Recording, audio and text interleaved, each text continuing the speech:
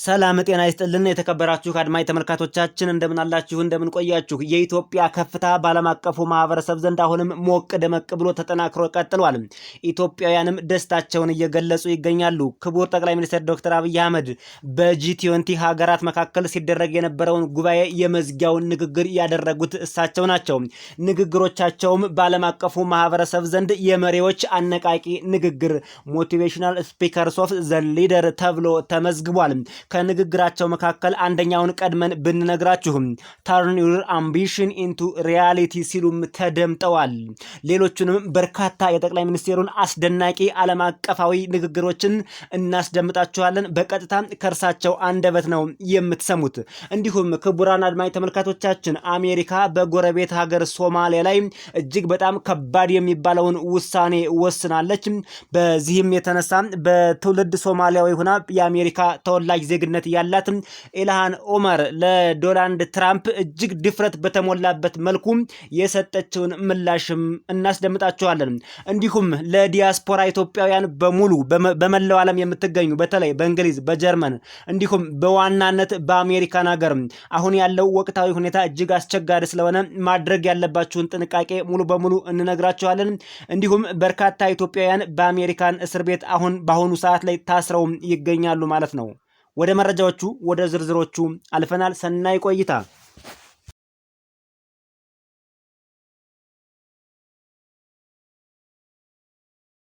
Your Excellency Chancellor Frederick, Mr. President, Mr. Vice President, dear friends, the compact with Africa was built on a simple yet transformative idea.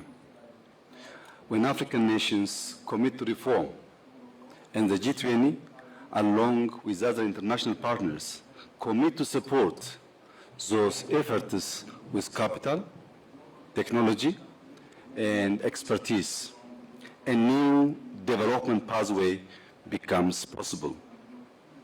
8 years after the compact launch, the results speak for themselves. Across compact countries, a wave of deep, difficult, and decisive reforms have taken root. Reforms that strengthen macroeconomic stability, open economies to investment, and restore confidence. In Ethiopia, we have undertaken historic change, modernizing our macroeconomic framework, reforming our monetary and financial systems, opening up our financial sector, expanding financial inclusion, and in one of our most consequential reforms, liberalizing our foreign exchange regime. This reform took place in Ethiopia after 5 decades. These are not abstract achievements. They are the foundations of a modern, resilient economy capable of attracting long-term private capital. We have tackled long-standing barriers to enterprise and job creation by opening telecom markets, reforming state-owned enterprises, improving trade facilitation, advancing renewable energy investment, and strengthening regulatory frameworks for long-term finance and capital market. Though demanding political courage, these reforms have made our economies more competitive. Africa's economic rise is underway, taking shape in our cities, farmers, factories, and digital ecosystems. To unlock its full potential, reform must drive investment, and investment must drive shared growth. The world today is far more complex than when the compact began. It must now focus on accelerating transformation at scale. The G20 must match ambition with action through genuine partnership grounded in investment, innovation, and shared prosperity. It must strengthen the Compact with Africa 2.0 Trust Fund, expand guarantees, and blend finance to unlock private capital, advance timely and predictable debt relief under the common framework, support deeper capital markets and improved credit ratings, and also champion African integration from African Continental Free Trade Area corridors to cross-border infrastructure and digital connectivity. The next decade must be even more ambitious. Let Compact with Africa 2.0 be a platform for Africa and global prosperity. I thank you.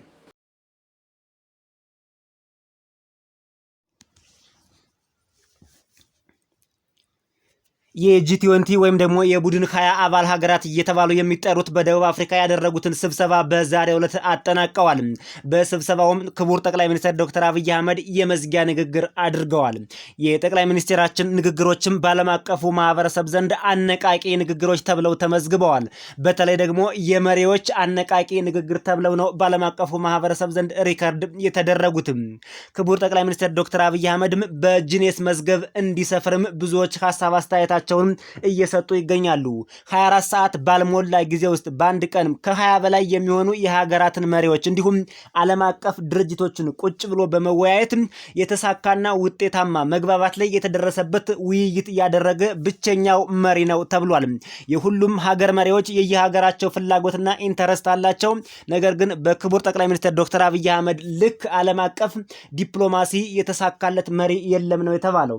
ለኢትዮጵያ በተለይ ለአፍሪካም ብሎ ለኢትዮጵያ በቢሊየን የሚቆጠር ዶላርም ኢንጀክት አድርገዋል ማለት ነው። እነዚህ የጂ20 አባል ሀገራት በተለይ ጠቅላይ ሚኒስትር ዶክተር አብይ አህመድ በአረንጓዴ አሻራ ዘንድ ኢትዮጵያውያን ለዓለም የአየር ንብረት ለውጥ እንዳይኖር ያደረጉት አስተዋጽኦ፣ የአየር ንብረት ላይ ጥበቃ በመስራት ከፍተኛውን አስተዋጽኦ፣ የዓለም ሕዝብን እየታደጉ ያሉ ዜጎች መሪያቸውን ይዘው የዓለም ሕዝብን ከበካይ ጋዞች እንዲሁም ከአየር ንብረት ለውጥ እየታደጉት ስለሆነ በቢሊዮን የሚቆጠር ዶላር ነው ለዚህ ፕሮጀክት ማስቀጠያ ወደ ኢትዮጵያ የሚመጣው። ለኢትዮጵያ ብቻ አይደለም ለአፍሪካውያን ሁሉ። ጠቅላይ ሚኒስትሩ እንደ አፍሪካ ነው የሚቆጥሩት። በነገራችን ላይ ክቡር ጠቅላይ ሚኒስትር ዶክተር አብይ አህመድ እንደ አፍሪካ መሪ ነው ኮንሲደር የሚያደርጉት። በተለይ ኢትዮጵያ የአፍሪካ መቀመጫ እንደመሆኗ መጠን ኢትዮጵያ እንግዲህ ከዚህ በፊት ጠንክራ ባለመስራቷ ምክንያት በመሪዎቿ ድክመት ምክንያት ኢትዮጵያ ከዚህ በፊት የጂ20 አባል አልነበረችም ማለት ነው።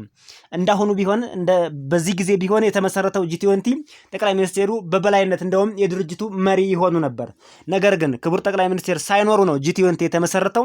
እሳቸው ወደ ሹመት በመጡበት በዚች አጭር ጊዜ ግን የተለየ ንግግር እንዲያደርጉ በገስት ነው የተጋበዙት። በገስት ነው የጂ20 አባል አገር ሳይሆን በዚህ ደረጃ በመድረክ ከፍተኛ ቦታ ተሰጥቶት የሚናገር መሪ የለም እስካሁን የለም። አባል ሳይሆን እንደ አባል ከአባልነትም በላይ ነው ክቡር ጠቅላይ ሚኒስትር የተናገሩት። የአፍሪካ ህብረትን ወክለው በገስትነት ነው የተሳተፉት። በጣም በሚገርም ሁኔታ ኢትዮጵያን አሻግረዋል። ኢትዮጵያን ለዓለም አቀፉ ማህበረሰብ ለዓለም አቀፉ መንግስታት ኢትዮጵያ እንዴት እንደሆነች በትክክል ያሳዩበት ነው። ከዚህ በኋላ ኢትዮጵያ በአሰብ ወደብ ዙሪያ አንዳንድ እርምጃዎችን እንኳን ብትወስድ በዓለም አቀፉ ማህበረሰብ ዘንድ እዚህ ግባ የሚባል ተቃውሞ እንደማይደርስባት ማሳያ ነው ማለት ነው። ክቡራን አድማጭ ተመልካቾቻችን ወደ ቀጣዮቹ መረጃዎች ስናልፍ እንግዲህ በአሜሪካ በተለይ በእንግሊዝም ጭምር ሌላው መረጃ ክቡራን አድማጭ ተመልካቾቻችን በስደት የምንኖር ኢትዮጵያውያን፣ ኤርትራውያን ብሎም አፍሪካውያን የሚደርስብን ማንጓጠጥ፣ ግልምጫ፣ ድብደባ፣ እስርና ከሀገር መባረር ከዕለት ወደ ዕለት እየጨመረ መጥቷል።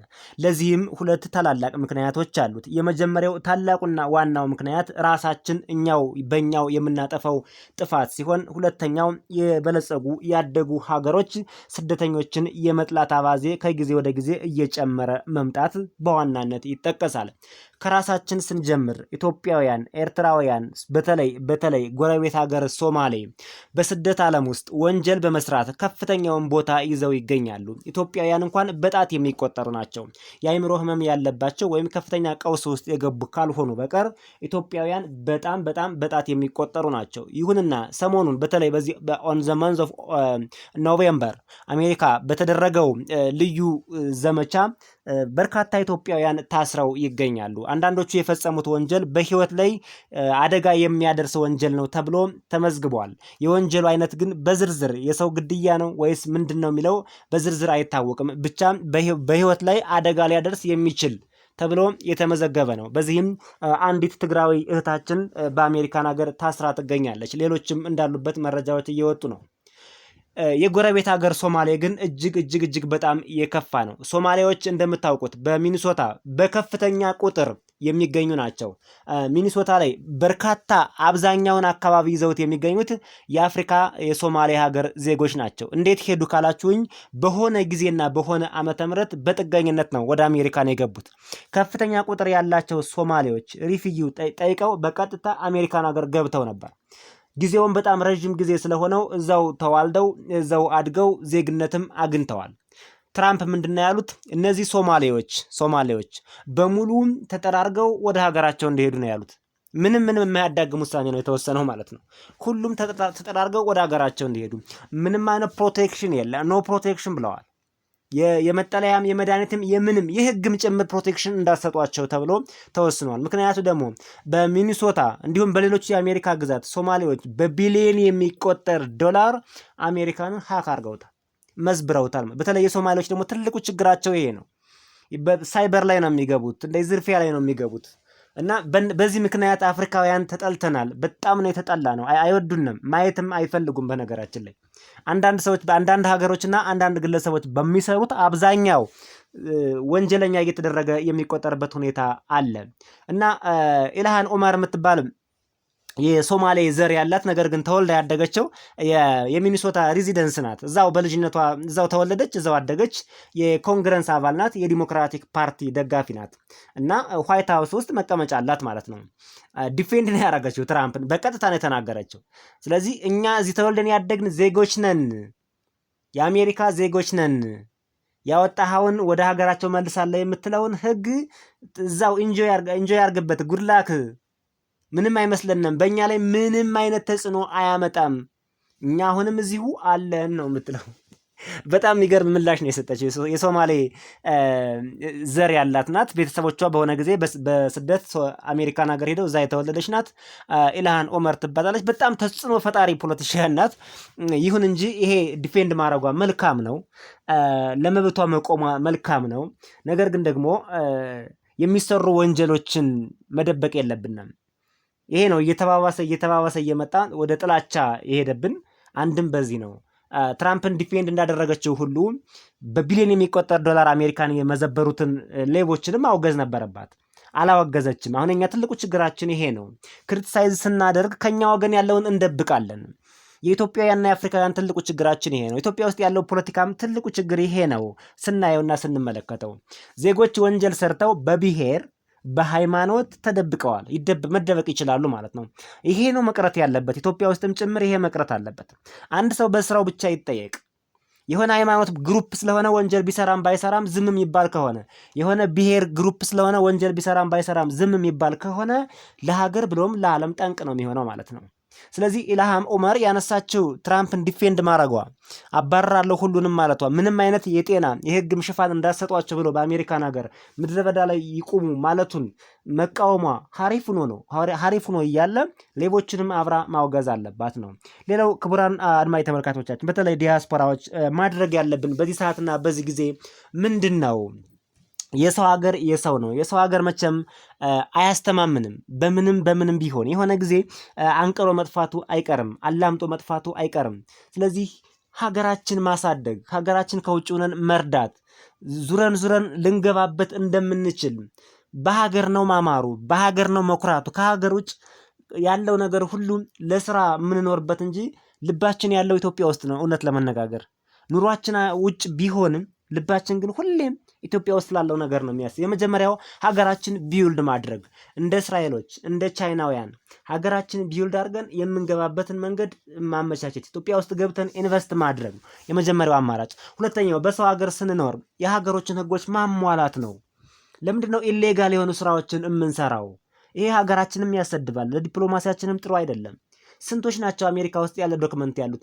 ምን ያድርግ የአሜሪካ መንግስት? ዶክመንት የላችሁም አለ። እሺ ይሄስ እስኪ በተለያየ ምክንያት ይታለፍ፣ በችግር ምክንያት በብዙ ነገር ዶክመንት ላይ ሟላ ይችላል። እናውቀዋለን እንግልቱን። እኛም አሜሪካ እንዴት እንደገባን እናውቀዋለን። አሜሪካ ከተገባ በኋላ ወንጀል መስራቱ ለምን አስፈለገ? ኢትዮጵያ ውስጥ የለመድነውን ነገር አሜሪካ ውስጥ ለምንድነው ተግባራዊ ለማድረግ የምንሞክረው? ይሄን እናስተካክል። ሌላው የነጮች ይህን ታክል ጥላቻ የመጣው ከምንድን ነው? ከምን የመነጨ ነው የምትሉን ከሆነ አሁንም ከምንሰራቸው ጥፋቶች የተነሳ ነው። አሜሪካ ስጋት አለባት፣ ከፍተኛ የሆነ ስጋት አለባት። ትራምፕ ራሱ ላይ የግድያ ነገር ተፈጽሞበት ተሞክሮበት እያየን ነው። ከዚህ በላይ ምን ሊመጣ ይችላል? ምንም ቶለሬት ሊያደርግ አይችልም። ስለዚህ ራሳችን መጠንቀቅ ያስፈልጋል። በተለይ እንደዚህ ከፍተኛ እንቅስቃሴ ያለባቸው አካባቢዎች አሜሪካን አጥኗቸው። እነዛ ሰፈሮች ላይ ራቅ ማለት ያስፈልጋል። በጣም ከፍተኛ እንቅስቃሴ ያለ ቤት ለቤት ጭምር ፍተሻ እየተሞከረ ነው። ሌላው ስትጠየቁ በመንገድ ሹፌሮች ብቻ አይደለም፣ ማንኛውም ሰው መኪና እያሽከረከራችሁ ስትጠየቁ ትክክለኛውን ምላሽ መስጠት መቻል አለባችሁ። እንግሊዘኛችሁ ያው እንትኑን ላያዩት ይችላሉ፣ ኔቲቭ ናችሁ አይደላችሁም የሚለውን ላያዩት ይችላሉ። የምትመልሱትን መልስ ነው። ተደናግጣችሁ ግን የሆነ ነገር እንትን ካላችሁ ያው ዶክመንት እንደሌላችሁ ነው አስቡ የሚያደርጉት። ስለዚህ እቺን ጊዜ ለማለፍ በተለይ እቺን ጊዜ ለማለፍ ተባብረን መረጃን በመለዋወጥ እርስ በርሳችን በመደዋወል በማህበራዊ ሚዲያም እንደዚሁ አክሰሱ ያላችሁ መረጃዎችን አድርሱ። ይበልጥ አክሰሱ ያላችሁ እኛ እንኳን ብዙ ሰፋ ያለ አክሰሱ አናገኝም፣ ስራችን ሰርተን ነው የምንገባው። ሰፊ አክሰስ ያላችሁ ኢንፎርሜሽን ማግኘት የምትችሉ መረጃውን ሼር እየተደራረግን እቺን ጊዜ እንለፋት እያልን ለኢትዮጵያ እድገቱን ሰላሙን ያምጣልን። እኔ ፐርሰናሊ የማስበው አገሬ ውስጥ ገብቼ ኢንቨስት አድርጌ መኖር ነው። ምክንያቱም አሜሪካን ሀገር ቴንኪው ለማንኛውም